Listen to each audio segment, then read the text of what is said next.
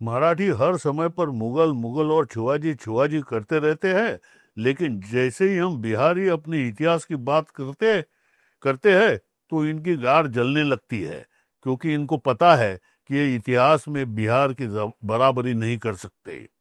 जब पास जरूरी नहीं है, फिर एक के बाद एक प्रोपागंडा फिल्में क्यों बना रहे हैं? हे ट्विट आहे एका हिंदी भाषिकांनी केलेलं. आणि ही हिंदी भाषिक लोक जी आहेत, अशा प्रकारे महाराष्ट्राबद्दल आणि मराठी भाषेबद्दल कमालीची तुच्छता पसरवणारी आहे, आणि ती मोठ्या प्रमाणावरती चालू आहे. आणि ही सगळी जी ट्विट आहे ती बघितल्यानंतर मला आता असा प्रश्न पडतो की समजा हिंदू गणराज्य स्थापन झालेलं असेल नरेंद्र मोदींच्या नेतृत्वाखाली, तर त्या हिंदू गणराज्यामध्ये हिंदी राष्ट्रवाद आणि हिंदू राष्ट्रवाद याच्यामध्ये अंतर्विरोध निर्माण झालेला आहे. कारण दक्षिणेकडची अनेक राज्य ही, म्हणजे अनेक राज्य म्हणण्यापेक्षा तमिळनाडू, केरळ, कर्नाटक, तेलंगणा, आंध्र प्रदेश ही राज्य प्रामुख्याने ही हिंदी भाषिकांच्या विरोधात, म्हणजे उद्या डिलिमिटेशन झालं लोकसभा मतदारसंघांचं, तर त्याच्यामध्ये हिंदी भाषिकांचं राज्य येईल याबाबत ती कमालीची सजग झालेली आहे.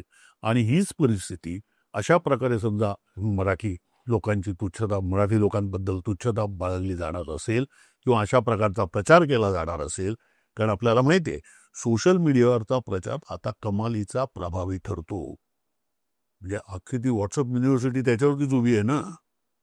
तर तो जो प्रभावी होतो त्याच्यामुळे या हिंदू राष्ट्रवादाला, म्हणजेच हिंदी राष्ट्रवादाला मोठ्या प्रमाणावर तडे जायला सुरुवात होईल. आणि याच विषयाची चर्चा मी आज इंडी जर्नलचे कार्यकारी संपादक प्रथमेश पाटील यांच्याबरोबर करणार आहे. हिंदी राष्ट्रवाद आणि हिंदू राष्ट्रवाद असे दोन राष्ट्रवाद हिंदू गणराज्यामध्ये मला दिसतात.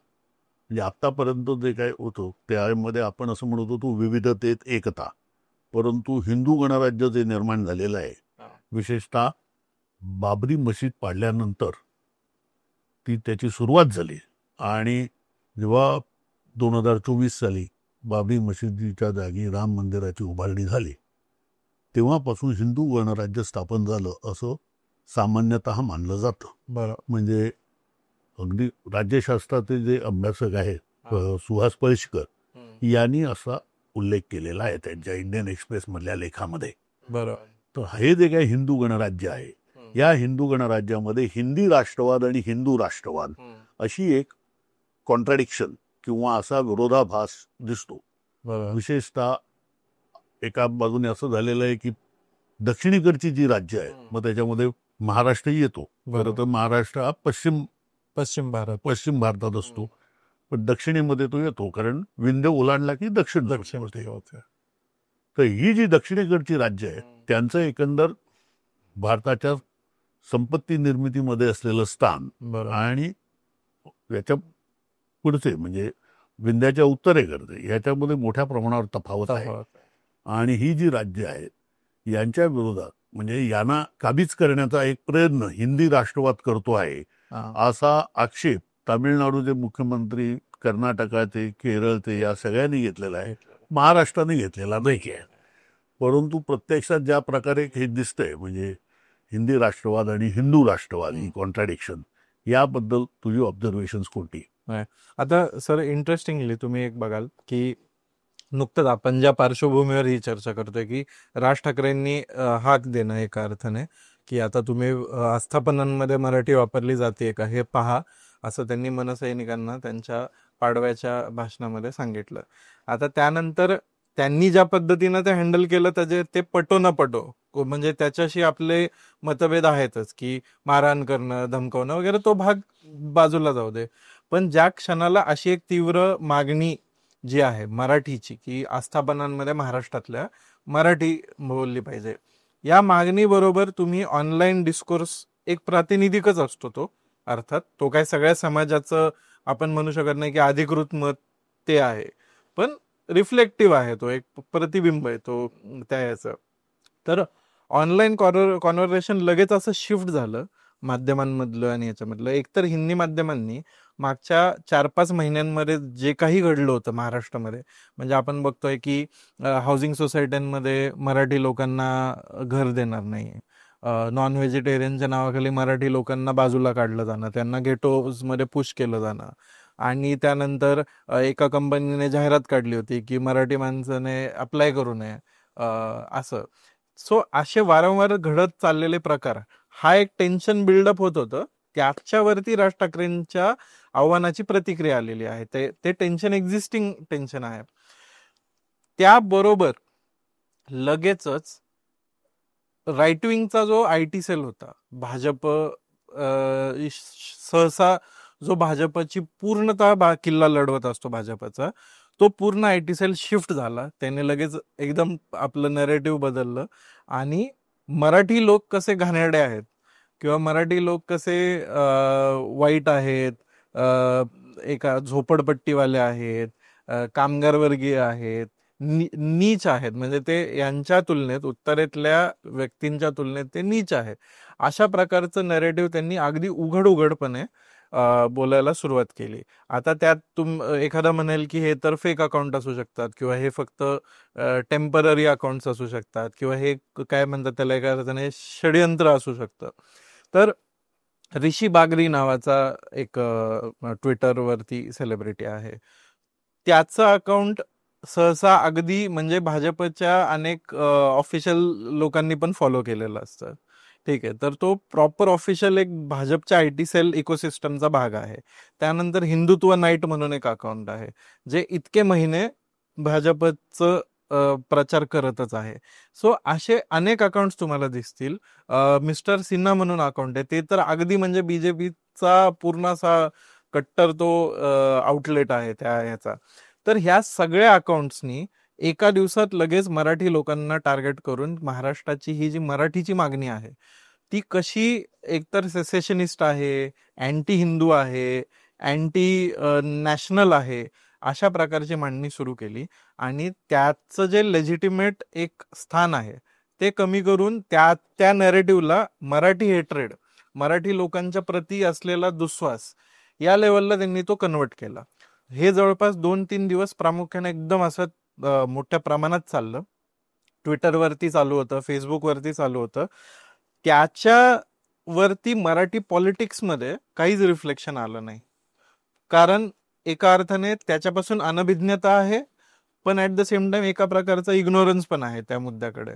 सो ऑनलाईन तरी हे प्रचंड मोठ्या प्रमाणात मराठी द्वेष हा दिसून आला. आणि त्यामधून एक असं झालं की महाराष्ट्रातले आणि मराठी अकाउंट जे होते, जे हिंदुत्ववादी म्हणत होते स्वतःला किंवा कट्टर हिंदू आणि अशा प्रकारच्या नॅरेटिव्ह मध्ये याच सगळ्या अकाउंट्सला फॉलो करत होते, हिंदुत्व नाईट, ऋषी बागरी यांचे ट्विट्स रिट्विट करायचे, यांचे ट्विट्स फॉरवर्ड करायचे, ते अचानक म्हणू लागले, अरेच्छा, आम्ही कालपर्यंत तुमच्या हिंदुत्व प्रोजेक्टचा भाग होतो, तोपर्यंत आम्ही तुम्हाला प्रिय होतो, आता अचानक आम्ही मराठीचा आमच्या भाषेचा विषय काढला तर आम्ही तुमच्यासाठी थेट अँटी नॅशनल झालो, थेट अशा म्हणजे इतके नीच झालो तुमच्यासाठी.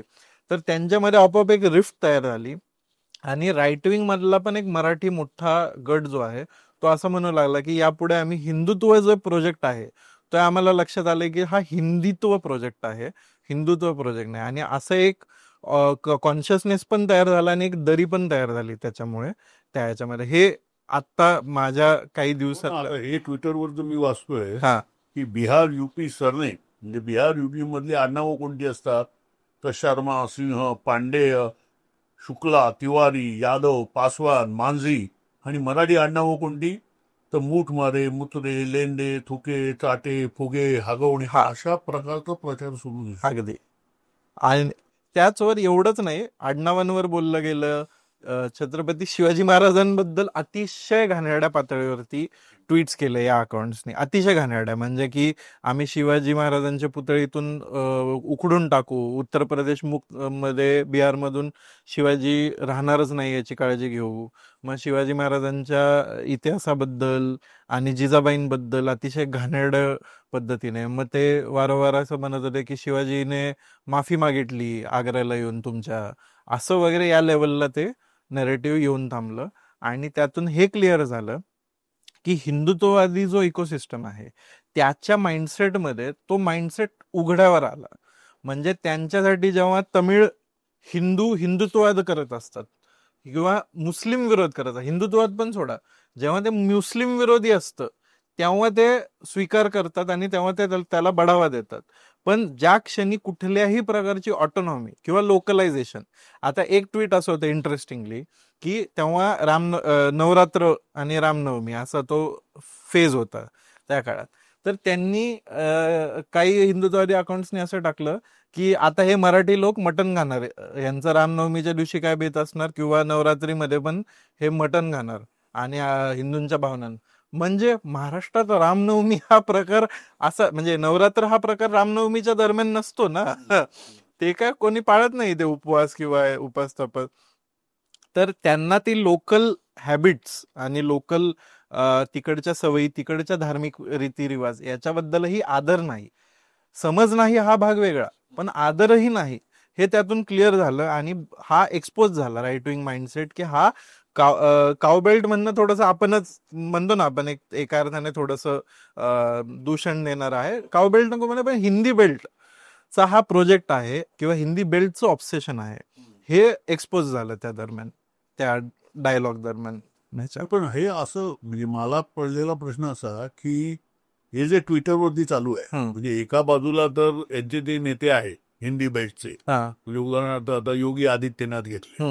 योगी आदित्यनाथ असं म्हणतात की आग्र्याला, म्हणजे ती देवेंद्र फडणवीस यांनी घोषणा केली आहे की ताजमहाल पेक्षाही आम्ही असं भव्य स्मारक उभा. बरोबर. त्यानंतर जेव्हा 1995 ते 1999 जेव्हा सेना भाजप सरकार महाराष्ट्रात होतं, तेव्हा आग्र्याच्या किल्ल्यासमोर शिवाजी महाराजांचा पुतळा बसवण्यात आला. आणि आता तर देवेंद्र फडणवीसांनी घोषणा केली आहे की आम्ही पानिपतलाही मराठ्यांचं मोठं स्मारक बोबा.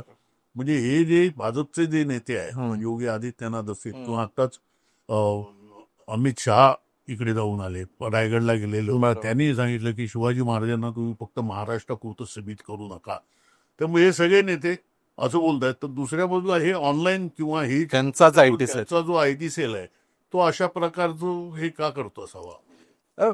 एकतर हा जो ऍज अ सेड की तो विरोधाभास जो आहे त्यांच्या हिंदुत्वाच्या आयडिएशन मधला जो विरोधाभास आहे तो त्यांना क्लिअर आणायचा नाहीये किंवा तो क्लिअर नाहीये त्यांच्या डोक्यामध्ये.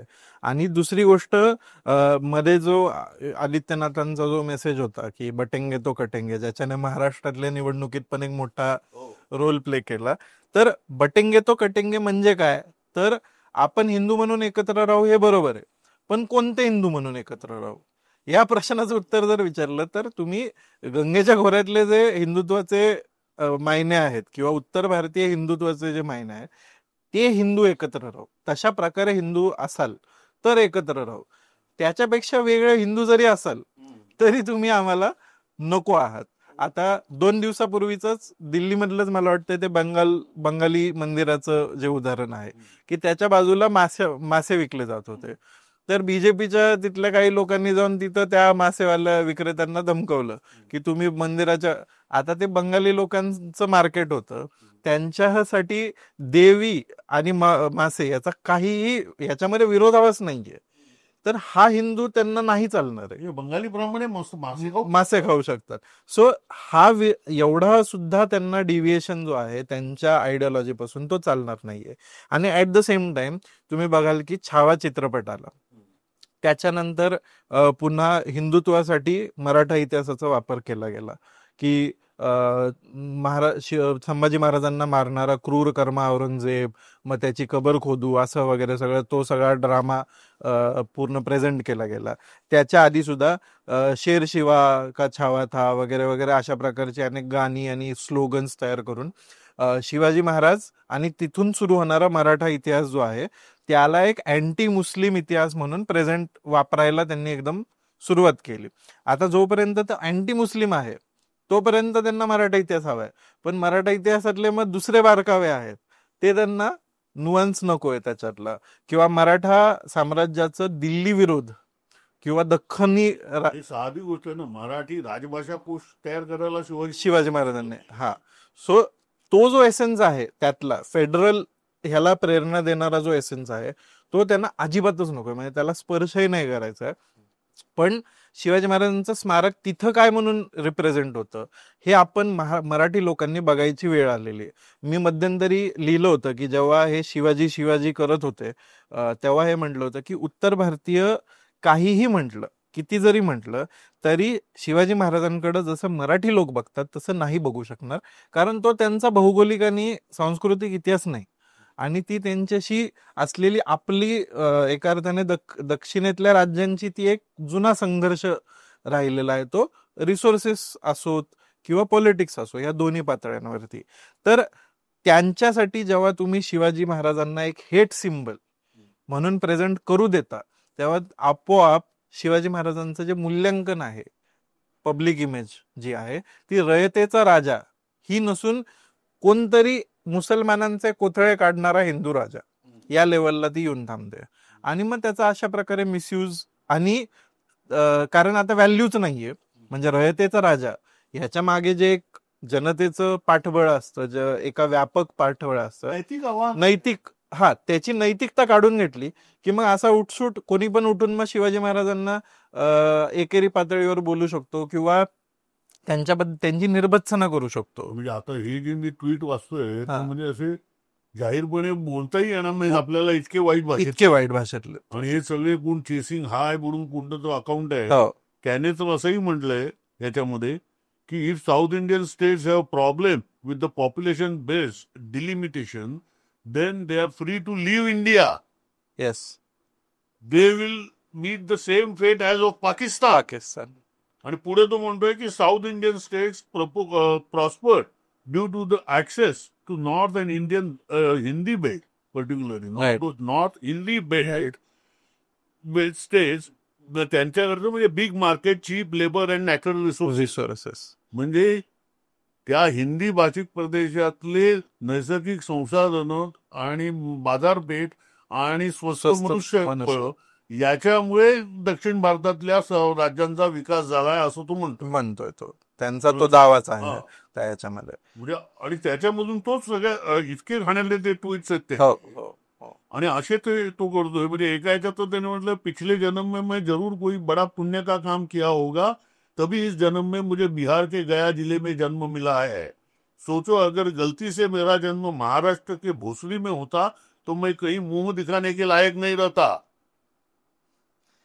का तिरस्कार, तुच्छता ही मराठी लोकांबद्दल त्याच्यामध्ये. आणि ती हा जो गट आहे प्रामुख्याने हिंदुत्ववाद्यांचा जो IT सेल्स आहे, बरोबर, ते जोपासताना दिसत आहे. बरोबर. आणि त्याच्याशिवाय तर काय काय लिहिलं ते खरोखर वाचताच आहे. अगदी. आता याच्यातलं कॉन्ट्रडिक्शन असं आहे सर की चीप लेबर बद्दलचं जे आर्ग्युमेंट आहे हा खरं तर एका आपण म्हणतो की उदारमतवादी ओपन इकॉनॉमीचा जो भाग आहे तो चीप लेबरची मुव्हमेंट हा आहेच राहिलेला आहे. ह्या युरोपियन युनियनमध्ये पण आपण बघितलेलं आहे की गरीब देशांकडून श्रीमंत देशांकडे ते मायग्रेशन होतं आणि तो नेहमीच लेबरचा एक प्रश्न तयार होतो. आता मुद्दा हा आहे की उत्तर प्रदेश, बिहार यांना करातला जो वाटा मिळतो तो महाराष्ट्राच्या कैक पटीनं मोठा आहे. म्हणजे जर महाराष्ट्रानं स्वतःचं काय दायित्व करायचंच असेल, या लेवलला आर्ग्युमेंट असेल, तर महाराष्ट्र 100 रुपये देतो तर महाराष्ट्राला परत 7 रुपये मिळतात. म्हणजे अक्षरशः नगण्य पैसा येतो. 7 रुपये मिळणं म्हणजे हा काहीच नाहीये करांमधला वाटा. बिहारला काहीतरी 900-950 रुपये मिळतात, उत्तर प्रदेशला काहीतरी 1000 रुपये मिळतात. पर 100 रुपीज दे गिव्ह. 100 रुपये त्यांनी कर दिले तर त्याच्या बदल्यात एवढा मोठा वाटा मिळतो. आता या पैशांची विल्हेवाट कशी लावली जाते? या पैशातून तिथं स्थानिक रोजगार का निर्माण होत नाहीये? आणि या पैशातून ते जे चीप लेबरची फॅक्टरी बनवून बसलेले आहे, तो चीप लेबर का असायला हवा अस्तित्वात? चीप लेबर हा कुठं काय होतं?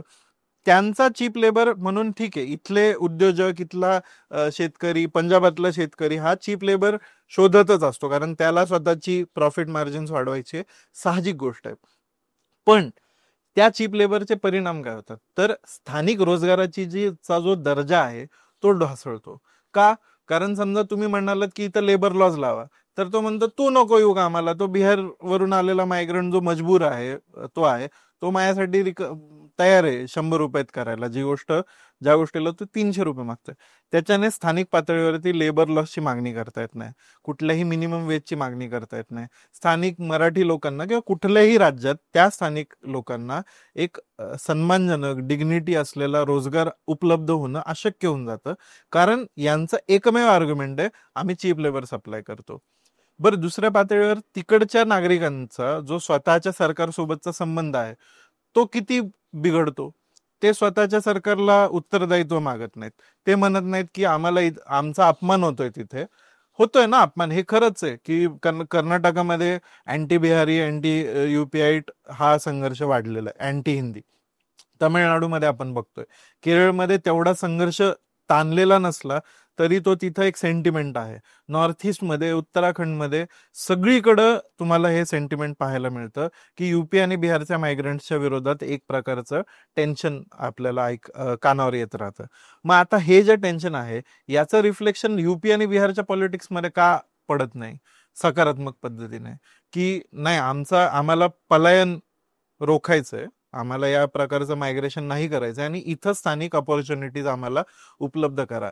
तर या प्रकारचं जे प्रोटेक्शनिझम मिळतं ह्या आर्ग्युमेंटला, त्या आर्ग्युमेंटमुळे काय होतं की त्यांचं स्वतःचे पण अधिकारांचं हनन होतं आणि जे तिथं मायग्रेट जिथं होतात तिथलं लोकल इकोसिस्टम आहे ती पण पूर्ण बिघडते लेबरची. याच्यामध्ये एक मला इंटरेस्टिंग प्रश्न पडलाय की म्हणजे ब्रिटिश येईपर्यंत, ब्रिटिशांचं राज्य स्थिरावेपर्यंत हा जो सगळा गंगा, यमुना आणि सिंधूचा जो सगळा बेल्ट आहे, दोन नद्यांची ती कोडी आहेत, सिंधू आणि गंगा, बरोबर, ही अतिशय समृद्ध आणि सुबत्तापूर्ण असं जीवन ते होतं. म्हणजे त्याच्यावरतीच सगळी साम्राज्य आहेत, मोगल साम्राज्य वगैरे सगळं त्याचं केंद्र तेच आहे. त्यांना जो काही रेव्हेन्यू मिळत होता तो प्रामुख्याने या नद्या खोऱ्यातूनच मिळत होता आणि त्याच्यामुळे आपल्याला तिकडे प्रचंड मोठ्या इमारती, राजवाडे आणि हे सगळं बघायला मिळत होते. असं काय घडावं की हे सगळे लोक नंतर स्वतंत्र भारतात मागास ठरले, असं का झालं असं मला बरोबर ना. आय थिंक म्हणजे आता त्याबद्दल तुम्ही जास्त खरं तर विस्ताराने सांगू शकाल, पण मला वाटतं इंडस्ट्रीयल सोसायटीकडचा जो शिफ्ट आहे, ॲग्रेरियन सोसायटी, शेतीप्रधान हे तिकडून इंडस्ट्रीयल, आता आपण आजच्या ह्याच्यात बघतो महाराष्ट्राची पण तीच परिस्थिती कमी आहे जास्त अर्थाने, की मराठवाडा आणि हा जो भाग आहे त्या भागातून पुण्यामध्ये आणि मुंबईमध्ये आपल्याला मायग्रेशन जास्त दिसतं. का? कारण तिथं शेती एक प्रमुख हे आहे आणि इकडे इंडस्ट्रीयल बेल्ट आहे. सो ते साहजिक आहे की जिथं इंडस्ट्री डेव्हलप झाली, साऊथ इंडियामध्ये तमिळनाडू एक मोठं इंडस्ट्रीयल राज्य आहे, महाराष्ट्र सगळ्यात जास्त इंडस्ट्रीयलाइज राज्य आहे आज देशातलं. आणि आपण जो MIDCचा प्रकल्प हाती घेतला तो MIDC विजनरी प्रोजेक्ट होता. MIDCचं अस्तित्व त्याच्या बेसिसवरती मग नंतर गुजरातने आणि मध्य प्रदेश वगैरे यांनी ते राबवायचा प्रयत्न केला आणि त्यांना पण यश मिळालं.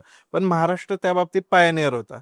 आपण सहकारी चळवळीतनं ज्या प्रकारची इंडस्ट्री उभारली, आपण त्यानंतर MIDCतून ज्या पद्धतीचं प्रायव्हेट सेक्टर उभा केलं आणि नंतर अर्थात IT पार्क्स आणि या कन्सेप्टला पण जेवढ्या पटकन आपण अडॉप्ट केलं, त्याच्यामुळे हे कॉन्सन्ट्रेटेड हब्स तयार झाले.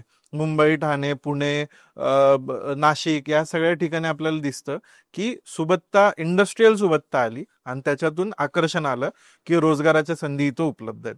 आज बेंगलोरची तीच अवस्था आहे की बेंगलोर सुद्धा ज्या प्रकारे सायबर हब आहे जगाचं, म्हणजे भारताचं सिलिकॉन व्हॅली वगैरे म्हटलं जातं, तर त्या विजनरी पॉलिसीजमुळे ज्या संधी तयार झाल्या त्या संधीवरती अर्थातच आकर्षित होऊन त्या संधींकडे दुसरा एक फॅक्टर आहे तो, म्हणजे दुसरा घटक असा आहे की यांना असलेला समुद्र किनारा, राईट, बंदरं असल्यामुळे व्यापारासाठी, म्हणजे आंतरराष्ट्रीय व्यापारासाठी ही सगळी बंदरच उपयोगी पडतात.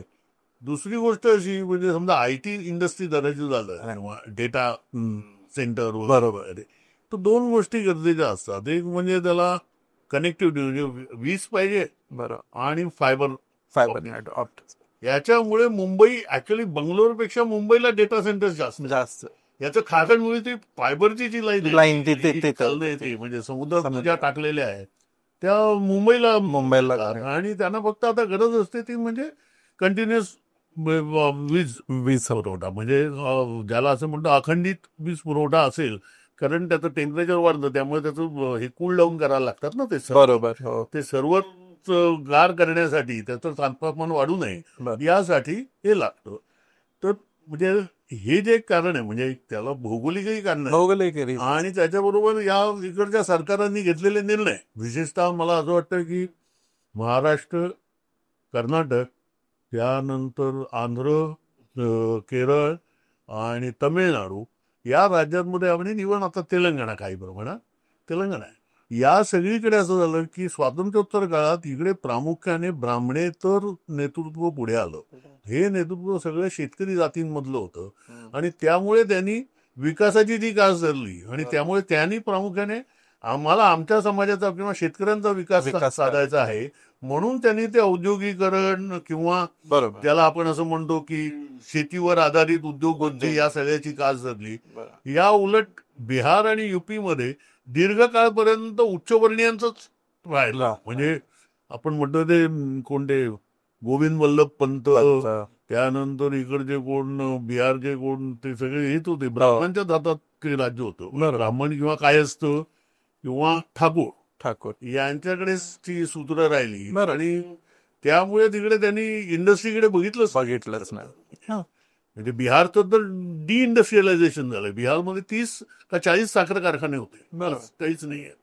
हे जे सगळं झालं बरं. आणि आपण ऍग्रिकल्चर मधला सुद्धा एक कमर्शियल ऍस्पेक्ट म्हटलं तर पंजाबने ज्या पद्धतीनं त्याला कमर्शियलाइज केलं शेती ऍग्रिकल्चर सेक्टरला, तिथं जे ज्या पद्धतीचं तसं नाही झालं तिकडं.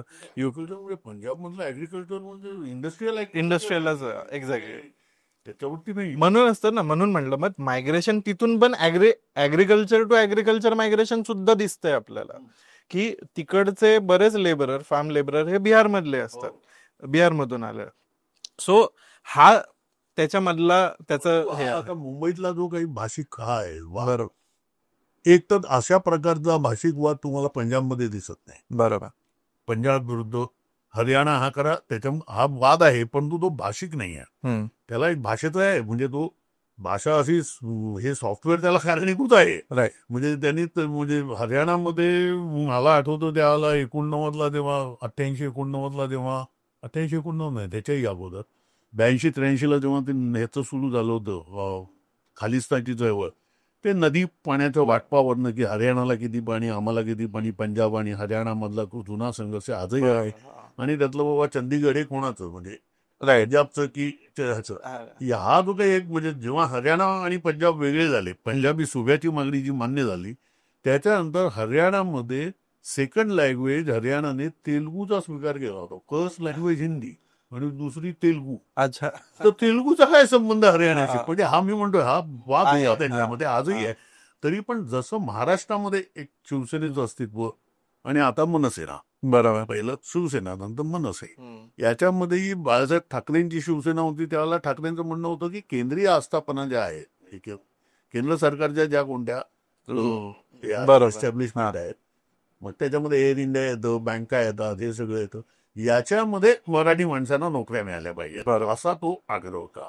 त्याचा राग काही प्रमाणात तो त्यांनी यांच्यावरती काढला आपल्या दक्षिण भारतीयांवरती. आणि दक्षिण भारतीय हे त्याच्यावर तर राग होता, कारण दक्षिण भारतीय स्टेनोटायपिस्ट म्हणून सगळीकडे घुसत होते याच्यामुळे. परंतु ऍक्च्युली मराठी भाषा म्हणून त्याचं काही हे नव्हतं, म्हणजे भाषेचा अभिमान असं काही नव्हतं. आम्हाला रोजगार पाहिजे अशा प्रकारचं ते भूमिपुत्रांची चळवळ अशा प्रकारचं, बरोबर, भाषेचा नव्हता. आता त्याच्यामध्ये असं दिसतं मला, म्हणजे मी जेव्हा केरळला गेलो होतो तेव्हा गेलो होतो टुरिस्ट म्हणून, तर तिकडे बोलत असताना ते मराठीत बोलत होते. म्हटलं मराठी, मग आम्ही मुंबईमध्ये होतो ना, आता येऊन हे करतोय. म्हणजे जे लोक काम करतात, जे हॉटेल चालवतात, बरोबर, जे फेरीवाले भाजी वगैरे विकत असतील किंवा काही कोणत्या वस्तू विकत असतील, हे सगळे लोक मराठी भाषा शिकतात.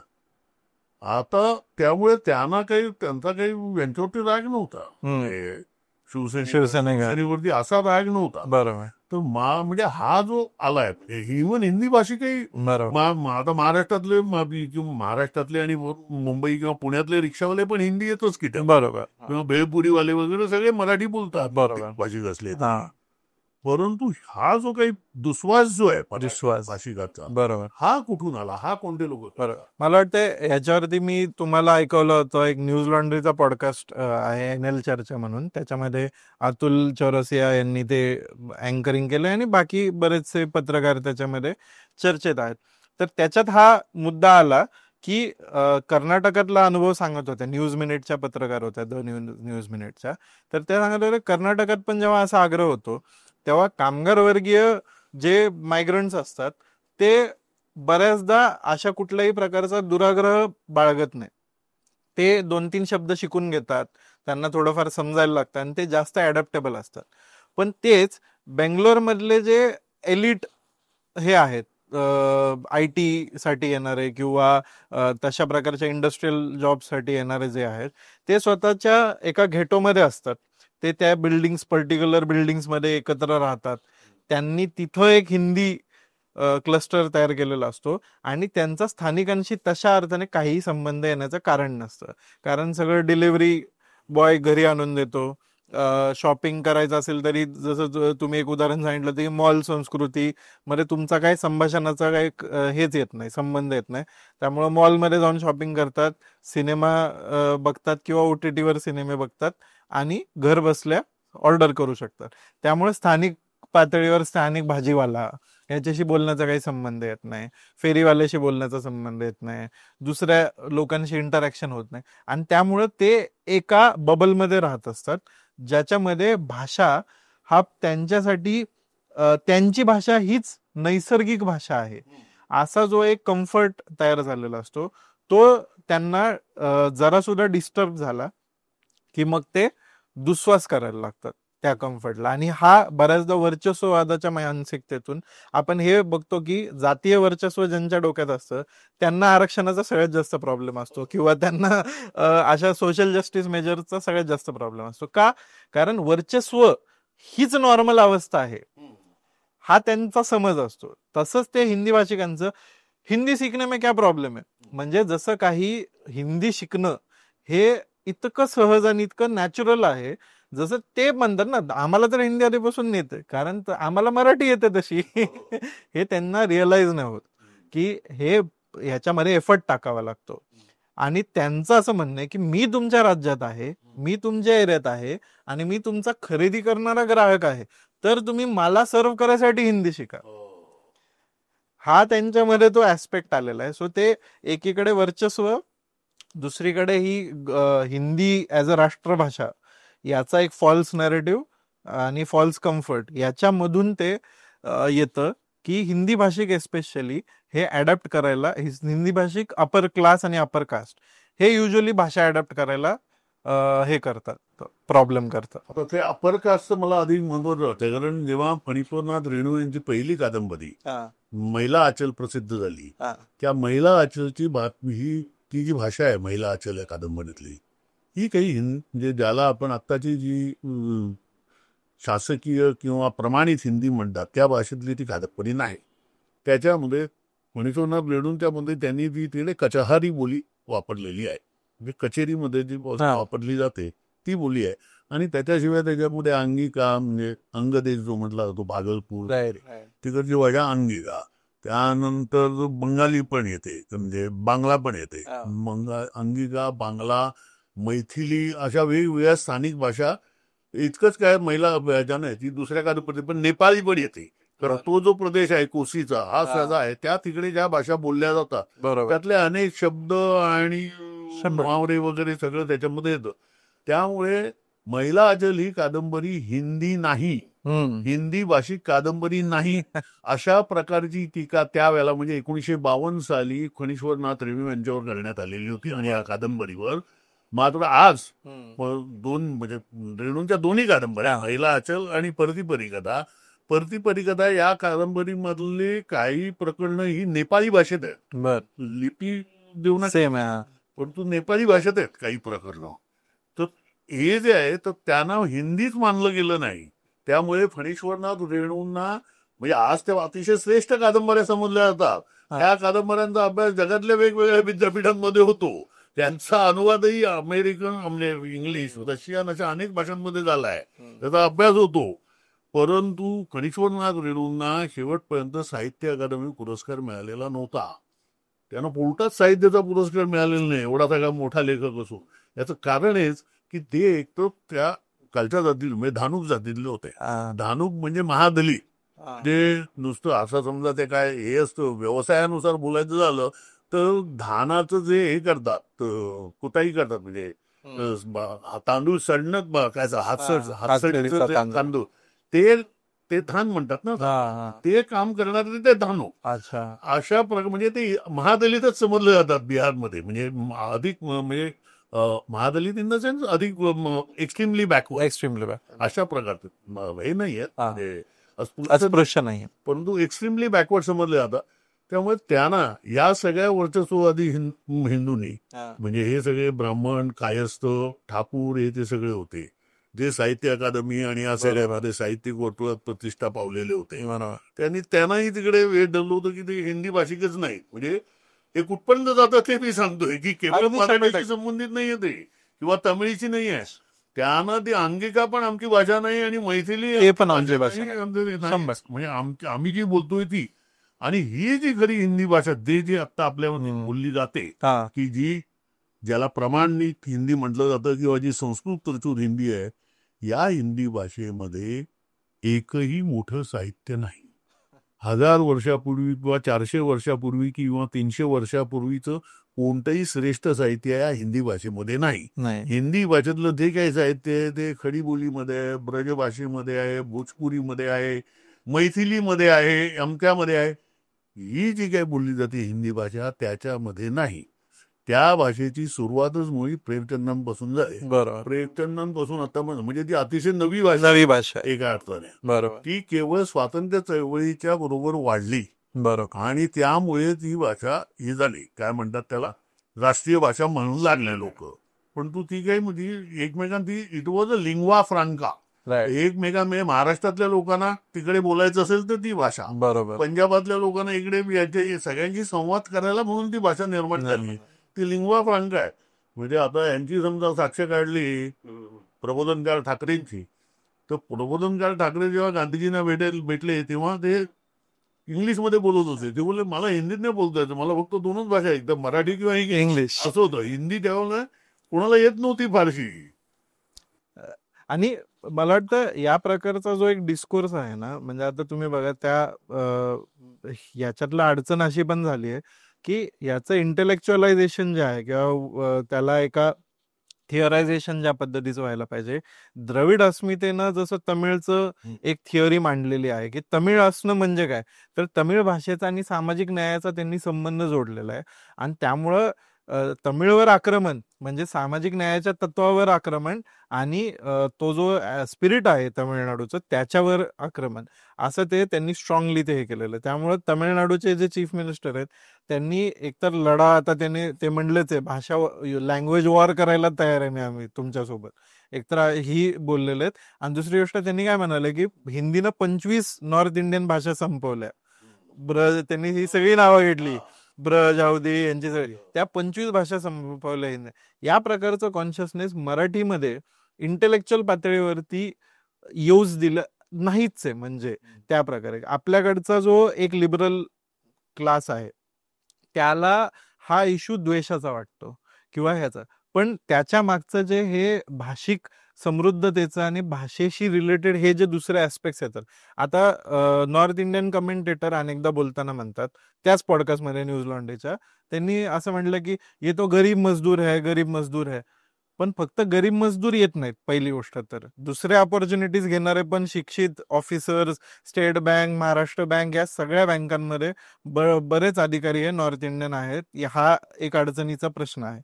पण मराठी मध्ये संधी उपलब्ध न झाल्यानं महाराष्ट्रातल्या वर्किंग क्लासची जी कुचंबणा होते त्याचा कुठं उल्लेख आहे? म्हणजे महाराष्ट्रात नाहीये का कामगार वर्ग, महाराष्ट्रातले गरीब बिचारे त्यांचं नाहीये का? मग मराठी शाळेत शिकलेला एखादा गरीब व्यक्ती असेल, आता साहजिक आहे पब्लिक स्कूल आहे ही गरिबांना परवडते. पब्लिक स्कूल कोणत्या भाषेत होती? तर मराठी भाषेत होती. म्हणजे एक गरीब व्यक्ती मराठी शाळेत शिकलेला असणं जास्त प्रेव्हलंट आहे. त्याच्या संधींचं काय? हे ज्या प्रकारचं इंटेलेक्च्युअलायझेशन आहे की भाषेचा प्रश्न हा फक्त कुठल्या तरी एका कॉन्फ्लिक्ट, नवा कॉन्फ्लिक्ट, म्हणजे जसा धर्माचा कॉन्फ्लिक्ट असतो हिंदू मुस्लिम, तशाच प्रकारचं एक झेनोफोबिक कॉन्फ्लिक्ट आहे. या प्रकारचं इंटेलेक्च्युअलायझेशन त्यांनी स्वीकारलेलं असल्यामुळं महाराष्ट्रातून ढसाळ्यांनी ज्या प्रकारे भाषेबद्दल जागृती दाखवली, किंवा नेमाडेंचं तुम्ही नेहमीच एक सांगत आलेलं आहे की भाषेबद्दलची जी एक सजगता आहे की मला माझी भाषा समृद्ध करायची आणि माझं पॉलिटिक्स ही माझी भाषाच आहे, या प्रकारचं इंटेलेक्च्युअलायझेशन आपल्या करंट ह्याच्यामध्ये मिसिंग आहे. यंत्रणेमध्ये असेल किंवा इंटेलेक्च्युअल स्फिअरमध्ये असेल. नाही म्हणजे मला त्याच्यावर असं वाटतं की 60 पर्यंत जी मराठी भाषा जी होती ती अतिशय कृत्रिम होती. म्हणजे उदाहरणार्थ खडके, खांडेकर वगैरे ती जी भाषा आहे ती अतिशय कृत्रिम होती. मोठी मोठी वाक्य उगाचच असायची, लांब चलत वाक्य, संस्कृत प्रचूर भयंकर, त्याच्यामधनं म्हणजे त्याचा एक जिवंतपणा नव्हता. आणि 60 नंतर खरं तर म्हणजे नेमाडे, एकटे नेमाडे नाही, त्याच्यात बरेच नेमाडे आहेत, राजा डाले आहेत, नामदेव ढसाळ आहेत, त्यानंतर वसंत आबाजी डहाके आहेत, चंद्रकांत पाटील आहेत, भाऊ पाध्ये आहेत, अशी खूपच मोठी म्हणजे जवळपास मला तर असं वाटतं की वेगवेगळ्या जातीतल्या लोकांनी भाषेबाबतची एक सजगता घेऊन आपापली भाषा, आपण जी बोलतो तीच भाषा, म्हणजे भाऊ पाध्यने काय नेमाडेसारखी भाषा वापरलेली नाही. भाऊ पाध्यने मुंबईची भाषा वापरली आहे, त्याच्यामध्ये हिंदी, कोकणी शब्द सगळे शब्द येतात. किंवा नेवाड्यांच्या भाषेमध्ये नेवाड्यांनी ते जाणीवपूर्वक प्रत्येक ठिकाणी वेगवेगळी, म्हणजे ते जरीला असेल तर ती खानदेशी भाषा येईल, ही असेल रावगरची भाषा येईल, असं केलेलं आहे. हा जो काही एक सगळा भाषिक जागृतीचा भाग होता आणि ती जी सेन्सिटिव्हिटी, एक संवेदनशीलता आणि अभिरुची ही साठोत्तरीने जी जोपासली, ती आत्ताच्या काळामध्ये मला असं वाटतं ती जरा बऱ्यापैकी त्याला हे नाही आहे, मिसिंग आहे. ते मिसिंग, म्हणजे ती आपल्याला आता तेवढी जागरूकता दिसत नाही भाषेबाबतची. कारण त्याचं पुन्हा असं आहे की सगळ्यांनी ते इंग्रजीचं हे स्वीकार. बरोबर. आणि त्यानंतर मला दुसरं एक असं जाणवतं की बंगलोरमध्ये समजा आपण गेलो, बंगलोरच्या जेवढ्या बसेस आहेत, बंगलोर एअरपोर्ट टू सिटी ज्या बसेस आहेत, त्या सगळ्या बसेसमध्ये तुम्हाला कानडी गाणीच ऐकायला मिळत. बरोबर. कोणीही गुजराती गाणी तिकडे लावलेली अजिबात. एवढंच काय तर मी आसाममध्ये होतो तेव्हा मी ती गाडी, माझा ड्रायव्हर जो होता, मी ती गाणी लावायला लागत होती, मी हिंदी गाणी लावायला, तू म्हणायचा की अभि थोडा असं आहे, ये बंगाली जाते आहे, असं तू म्हणायचा. पंजाब मधला तर तोही म्हणायचा की आधी वो तो गया हिंदी, अब जरा पंजाबीला. आपल्याकडे ही हे नाही आहे. आपण सहजपणे, म्हणजे मराठी वर्तमानपत्रांमध्ये हिंदीचं एवढं कौतुक असतं, त्याच्यावरती लोकांनी पुस्तकं लिहिली आहेत हिंदी गाण्यांवर. त्यानंतर उदाहरणार्थ दुसरा आहे तो गुलजार. आता गुलजार इतके वर्ष महाराष्ट्रात राहून त्याला मराठी येत नाही, त्याचा आपल्यापैकी कोणीच उल्लेख करत नाही. हे काय इतके वर्ष महाराष्ट्रात होऊन त्याला कुठलेच अभिनेत्रींना येत नाही, यानं बाकीच्यांना थोडं थोडं येत होतं. अमिताभ बच्चन म्हणाले ना 2-3 वर्षापूर्वीच म्हणाल की आता मी मराठी शिकतो, आता एवढं म्हणजे एवढं करिअर करून हे मराठी लोकांना ते. आणि खरं तर हिंदी चित्रपट सृष्टी ही अशी एकमेव चित्रपट सृष्टी असे की जी त्याच्या भाषिक प्रदेशापासून 1000 किलोमीटर दूर आहे, असं कुठे नाही आहे. फ्रान्स मधले सिनेमे जर्मनीत कोण काढत नाही, ते बाजूलाच आहे जपानी, किंवा जर्मन सिनेमे काय बाजूच्या इथे काढतात का? नाही. स्पॅनिश लोक काय इकडे जाऊन सिनेमे काढतात का? फ्रान्समध्ये नाही. पण मुंबईत तुम्हाला दिसेल, मुंबईत हे जे आहे sense of film certification board आहे, तिकडे तुम्हाला नेपाळी भाषेतले पण सिनेमे येतात. हे ते मुंबईचं जे एक हे झालेलं आहे, म्हणजे आपण टेक्नॉलॉजी, हे सगळे तंत्रज्ञ तुम्हाला इंग्रज मिळतात, त्यामुळे मराठी भाषिकांमध्ये हे जरा कमीच आहे. बरोबर.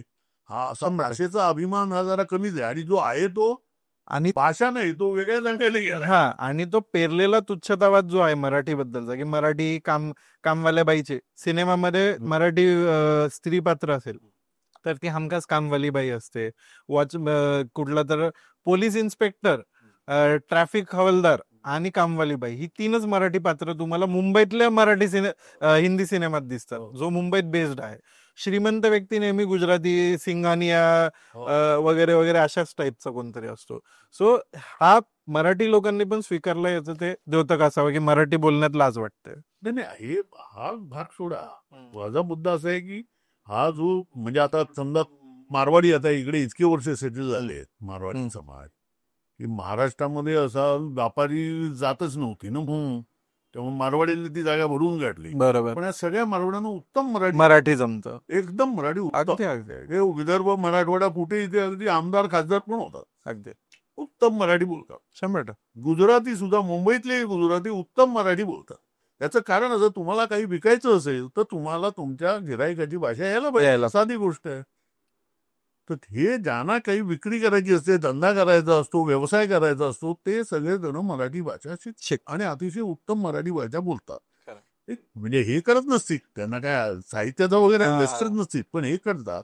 परंतु या उलट हे जे लोक आहेत बरोबर तुटलेले काय, आणि त्यामुळे मला असं वाटतं आज इथे जे मी ट्विटरवरती बघतोय ना, हे सगळे ते उच्चवर्णीय ज्याचा याच्याशी काही संबंध नाही अशी माणसं ही मराठी माणसांबद्दल तुच्छता जोपासतात. बरोबर. आणि त्याच्यामधून कारण त्यांची हिंदू म्हणून कन्सेप्ट जी आहे, संकल्पना जी आहे, त्याच्यामध्ये तू म्हटलं त्याप्रमाणे तो हे आहे पर्टिक्युलर वर्चस्ववाद जो आहे तो जातीचा आणि आपल्या भाषेचा हा अनिश्चितच आहे. आणि त्याच्यामधून ही आता मला तर स्वच्छपणे दिसतं की समजा हे आणखीन वाढलं, जसं तमिळनाडूचे मुख्यमंत्री म्हणतात की आम्ही भाषिक युद्धाला तयार आहोत, आणि हे तर मग ते कन्नड बिन्नड पण ते तसं ते तर खूप कट्ट हे आहे. आणि दुसरीकडे तसं उद्या महाराष्ट्राच्या बाबतीतही होईल.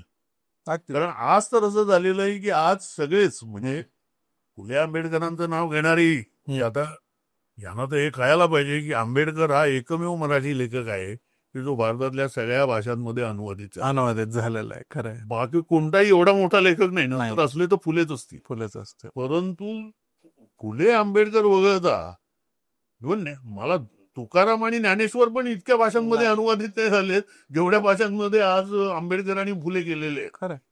आणि लोकांनी त्या म्हणजे फुलेच्या बाबतीमध्ये जरा काहीतरी फुलेची सभेची होती, त्यांनी काहीतरी हातभार लावलेला असेल, परंतु आंबेडकरांचं मात्र प्रत्येकाने उत्स्फूर्त ऑर्गॅनिकली सगळं झालेलं आहे. बाबासाहेब आंबेडकर हे नाव आज म्हणजे बंगाल पासून ते काश्मीर पर्यंत आणि फार खाली इकडे कन्याकुमारी पर्यंत सगळीकडे हा एकमेव मराठी लेखक आहे. ही आपण विसरलो.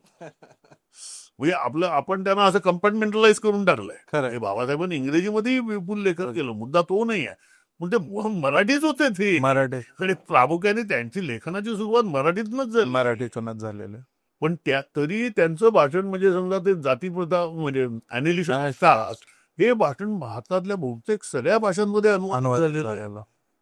एवढा मोठा असा आपल्याकडे ठेवा आहे. बरोबर. परंतु याची आपल्याला तशी जाण नाहीये. बरोबर. म्हणजे ही मला एक वाटतं. परंतु हे जे वर्चस्ववादी जे आहेत म्हणजे आणि त्याच्यामुळे समजा उद्या हे महाराष्ट्रात आलं म्हणजे अशा प्रकारे ते तुच्छता दाखवत असतील तर अर्थातच महाराष्ट्राकडनं त्याला प्रतिक्रिया झालंच. म्हणजे आता ते दिसत नाहीये. कारण आता असं झालंय की हे सगळे फुले आंबेडकरवादी म्हणजे त्याच्यामध्ये अजित पवार आले, छगन भुजबळ आले, रामदास आठवले आले, त्यानंतर धनंजय मुंडे आले, म्हणजे सगळे सो कॉल्ड सगळे ब्राह्मणे तर हे सगळे आज गायपट्ट्याच्या नादी लागले. आणि गायपट्ट्यापुढे त्यांनी शरणागती पत्करलेली आहे. असं असल्यामुळे तो जो विरोध आहे तो आता दुसरीकडनं बाहेर येईल. तो आता हे जे पॉलिटिकल प्लॅटफॉर्म्स आहेत त्याच्याकडे नाही व्हायचा. बरोबर. त्यांना ही शक्यता असली तर राज ठाकरेंना असू शकते, पण राज ठाकरे म्हणजे आता ते म्हणजे त्याच्या पोटात आणि ओठात जे पोटात असतं तेच ओठात असतं, पण ते पोटातलं आणि ओठातलं एवढ्या वेगाने बदलतं की त्यांना माहितीही नाही. तर तसं राज चालत नाही ना, त्याच्यामध्ये हे लागतं म्हणजे सातत्य लागतं जे बाळासाहेबांनी ठेवलेलं होतं सातत्य. त्यामुळे बाळासाहेबांना हिंदू हृदय सम्राट झालं असेल ते मराठी म्हण हाच त्यांची ओळख आहे. बरोबर. हे त्याला तुम्ही नंतर म्हटलं असेल म्हणजे लोकांनी त्यांना स्वतः बाळासाहेबांनाही ते बाळासाहेबांचं हिंदुत्वही त्यांनी त्यांचं भाषण ते वेगळं होतं आणि ते हिंदू हृदय सम्राट म्हटलं तरी पण बाळासाहेबांची ओळख ही प्रामुख्याने मराठी माणूस हीच आहे. किंवा मराठी माणूस हा शब्द हिंदी भाषेमध्ये बाळासाहेबांमुळे गेला. खरं. हे मराठी माणूस जे सगळे हिंदी बातम्या बोलत असतात ना, तो शब्दच मुळे बाळासाहेबांमुळे तिकडे गेला असं जे आहे. त्यामुळे त्यांची ओळखच मुळे ती आहे. 100% आता नाही म्हणजे होती म्हणजे पण तू तसं आज तसं उद्धव किंवा राज यांचं होताना दिसत नाही. त्यांची ते फक्त काहीतरी म्हणजे हे म्हणजे राज ठाकरेंचं जे आहे ते या गरिबांना मारहाण करतात अशा प्रकारे एवढा अशी प्रतिमा झालेली आहे. त्यांनी अशा प्रकारे काही घेतलेलं नाही. बरोबर. आणि बाळासाहेबांकडे ते होतं म्हणजे त्यांचं व्यक्तिमत्वच अजब होते. त्यामुळे त्यांच्याबद्दल असं बोलतं म्हणजे त्यांनी काही मारहाण केलीच नाही त्यांच्या आदेशानुसार कोणी. परंतु बाळासाहेबांचं व्यक्तिमत्व असं होतं की त्या मराठी माणसाकडे मदत मागायला अमिताभ बच्चन पासून सगळे यायचे ना. तर ती एक मराठी माणसाची ताकद, मराठी माणसाचं सत्ता केंद्र म्हणून लोक बाळासाहेबांकडे बघत होते. बरोबर. तसं काय राज ठाकरेंचं झालेलं नाही किंवा उद्धव ठाकरेंचं झालेलं नाही. परंतु हा होतोय तो मला असं वाटतं की हे हिंदू गणराज्य उद्या या स्थानिक संस्कृतीच्या मुद्द्यांवरती फुटण्याचे म्हणजे हे समजा अशा प्रकारेच त्यांचा रवैया राहिला किंवा अशा प्रकारेच त्यांचा कारभार राहिला तर उद्या भारताच्या विभाजनाचीच बीज त्याच्यामध्ये रोवली जाते. याने तर एक तर आता सरळच म्हणतोय ना की ज्यांना इमिटेशन काय त्यांनी सरळ देश सोडून जावं, त्यांची स्थिती पाकिस्तान सारखी होईल अशी भाषा वापरणं अगदीच. आणि याला राष्ट्रवाद म्हणणं ही राष्ट्रवादी भाषा आहे. म्हणजे हिंदू राष्ट्रवादी भाषा ही आहे. कारण तुम्ही एक भाषा, एक धर्म, एक भाषा, एक बाजारपेठ, एक कायदा, एक संस्कृती, एक नेता असं सगळं ते चाललेलं आहे. आणि एक पक्ष. बरोबर.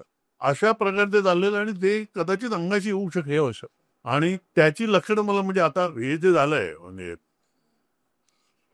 तमिळनाडू किंवा आता केरळने पण त्यांनी तर ते हेच घेतलं होतं. बरोबर. तर त्याच्यामधनं उद्या ते महाराष्ट्रात जाऊ शकतं अशी मला दिसते. कारण आत्ताचं जे रामनवमीचं जे हे आहे सेलिब्रेशन म्हणतो या प्रदर्शन त्यांनी जे केलं आणि म्हणजे तो जो मोर्चा ज्यांनी ट्विट केलं मुंबई एअरपोर्ट जवळचा कुणाल पुरोहितने ते ट्विट केलं आणि त्याने भयंकर चिंता व्यक्त केली होती की याच्यामध्ये शिव्या दिल्या जात आहेत, अशी गाणी वाजवली जात आहेत, हे केलं जात आहे. मी सांगतो शेरे पंजाब कॉलनीमध्ये मी 10 वर्ष राहिलेलो आहे. शेरे पंजाब कॉलनीमध्ये मराठी लोकांची वस्ती फार कमी आहे. जे आहेत ते प्रामुख्याने उत्तर भारतीय आहे. तर त्यांनीही काढलेले ते मुंबईत अशी निघाले असं नाही, तिकडे लखनौमध्ये पण निघू शकते. बरोबर. हे मुंबईमध्ये कारण हे लोक ते म्हणजे मुंबईमध्ये निघाले म्हटल्यानंतर लोकांना वाटतं मराठी लोकांनी काढले. तसं नाही. त्यांनी त्यात शब्द वापरला ना एच पॉप, हिंदुत्व पॉप. हे जे तिकडची गाणी आहेत काव बेल्ट मध्ये तयार होणारी अशी द्वेषयुक्त हिंदू ती आता गावागावांमध्ये वाजायला लागली. नाही ती इकडे म्हणजे इकडे म्हणजे खरं तर हे मराठी संस्कृतीला लाजिरवाण आहे. अगदी मराठी संस्कृतीत कधीच कुठचंही म्हणजे गणपतीची मिरवणूक असेल किंवा रामनवमी असेल किंवा गुढीपाडव्याची असेल, कधी अशा प्रकारची घाणेरडी भाषा आणि गाणी आणि देवाच्या आणि देवा आणि अशा याच्यामध्ये लोक हे जे आहे हे नवीन संस्कृती ही आता हे मराठी लोकांवर आहे. त्यांना समजा हिंदी व्हायचं असेल बरोबर आता त्यांनी सिनेमा घेतला असेल तर गोष्ट वेगळी. परंतु मला नाही वाटत कारण एक भाषेचं जे असतं तू एक नेहमीच मोठा असतो. बरोबर आधार असतो. भाषा हीच आपली ओळख असते. खरी ओळख तीच असते. कारण तुम्ही जो काही धर्म म्हणताय तो आपल्याला त्या भाषेतनच कळतो ना, नाही तर धर्म कळणार कसा खरंय. म्हणजे विठ्ठलाची भजनं जी आहेत ती मराठीमध्ये असतील म्हणून आपण विठ्ठलाला असतो. बरोबर. ती जी असते की खंडोबाला लोक जातात ते सगळं मराठीत आहेत त्या गोष्टी म्हणून खंडोबाला जातात. बरोबर. त्या इतर भाषेत असतील तर कशा काय जातील तसे. त्यामुळे भाषा हीच खरं तर आपली ओळख आहे. त्यामुळे ती ओळख अशी सहजपणे विसरली जाईल असं मला वाटतं. आपण ज्याला हिंदी राष्ट्रवाद म्हणतो त्याची मुळं खरं तर स्वातंत्र्य लढ्याच्या मध्ये रोवली गेली. आणि घटना समितीत जेव्हा चर्चा झाली तेव्हा जो प्रस्ताव आलेला होता की हिंदीला राष्ट्रभाषा म्हणून मान्यता द्यावी तो नाकारण्यात आला. हिंदी ही राष्ट्रभाषा नाही आहे. आणि ज्या वेळेला हिंदी असं म्हणत असताना कोणती हिंदी भाषा अशी जेव्हा चर्चा झाली तेव्हा 2 पर्याय होते. एक होता हिंदुस्थानीचा, दुसरा होता हिंदीचा. हिंदुस्थानी जी म्हणतो त्याच्यामध्ये अनेक उर्दू, पर्शियन किंवा अन्य भाषांमधले शब्द होते. मात्र यामध्ये घटना समितीमध्ये हिंदी असं म्हणत असताना हिंदुस्थानी हे काढून टाकण्यात आलं आणि हिंदी हा शब्द ठेवण्यात आला. याचं कारण पुन्हा तेच की त्या हिंदी भाषेला उच्चवर्णीयांची जी अतिशय संस्कृत प्रचूर हिंदी आहे याला मान्यता देण्यात आली.